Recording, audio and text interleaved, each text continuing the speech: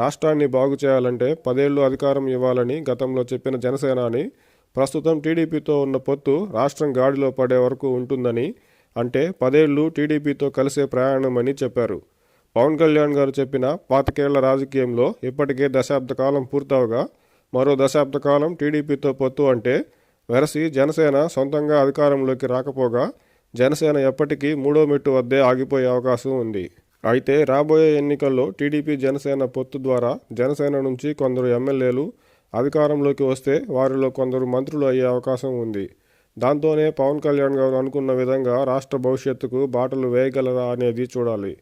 పవన్ కళ్యాణ్ గారు చెప్పిన 25 ఏళ్ల రాజకీయంలో అయినా పూర్తి స్థాయిలో పార్టీ నిర్మాణం జరిగి అభిమానులు, యువతే కాకుండా అన్ని వర్గాల ప్రజలు మద్దతు పొందేలా కార్యక్రమాలను చేసుకుంటూ ప్రత్యామ్నాయ రాజకీయ శక్తిగా సొంతంగా అధికారం సాధించే దిశగా అడుగులు వేస్తారా అనేది ప్రస్తుత పరిణామాలను